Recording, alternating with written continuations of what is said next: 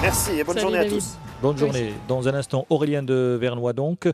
Mais d'abord, on va écouter ce que pense Hervé Penaud, notre monsieur football français, à propos de cette équipe, belle équipe monégasque qui, mine de rien, se retrouve en demi-finale et a toutes ses chances, même si c'est peut-être le petit poussé du dernier carré, Hervé.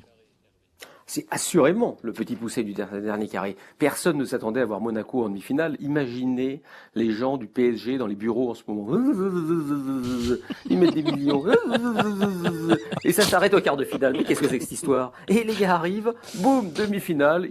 Et quel âge? 18 ans. Et l'autre, 19. Et eux, 21. Et eux, ah bah, bah. Donc ce que fait Monaco, c'est phénoménal, franchement. Et surtout, on sent un élan derrière cette équipe assez incroyable parce que c'est une équipe qui fait plaisir à voir. Il y a pas le côté clivant du Paris Saint-Germain, par exemple, où on a pense à la grosse machine, beaucoup d'argent, etc., etc. Alors que Monaco a de l'argent, faut pas rêver non plus. Mais Monaco, c'est autre chose, c'est un souffle nouveau, c'est une fraîcheur, c'est une identité sportive qui est assez drôle, avec cette manière de jouer très offensive. À une époque, on nous expliquait que vous pouviez pas jouer avec deux attaquants, eux ils jouent en 4-4-2, enfin même quand il n'y a pas Fabinho. Donc c'est vraiment, il y a quelque chose autour de cette équipe qui fait qu'hier, par exemple, ils ont quand même largement surclassé Dortmund. Alors autant la semaine dernière, je voulais pas trop analyser le match parce que pour moi ça avait pas de sens. Autant une semaine après, on est bien obligé après de se raccrocher à des choses précises. Et je pense que Tuchel, là, c'est quand même bien planté aussi. Parce que ne pas mettre Dembélé, et puis en expliquant par exemple que Reus n'était pas sûr de jouer tout le match, bah, de toute façon il allait jouer tout le match s'il était en difficulté. Donc il aurait fallu mettre Dembélé d'entrée par exemple. Et puis de cette tactique avec trois défenseurs, après changer. Enfin bon, on a senti qu'il était un petit peu perdu, mais il l'avait déjà été, j'avais trouvé contre Benfica, à Benfica, quand il avait sorti Aubameyang, même s'il ratait beaucoup d'occasions. Donc on a eu un Dortmund hier qui a été totalement surclassé.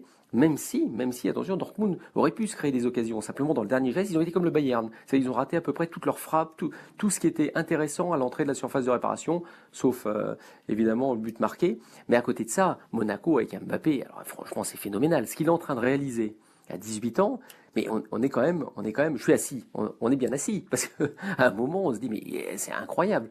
Comment est-il capable d'avoir cette précision, ce côté clinique devant le but? On a l'impression qu'il a joué 50 matchs de Ligue des Champions, il ne s'énerve jamais. Tout semble simple. En plus, il était bon aussi en conservation de balle, il était bon en prenant la profondeur, il était bon devant le but. Et puis, vous avez d'autres joueurs, parce qu'on parle souvent de Mbappé, mais il y en a un, moi, qui m'épate de plus en plus, c'est ce Thomas Lemar.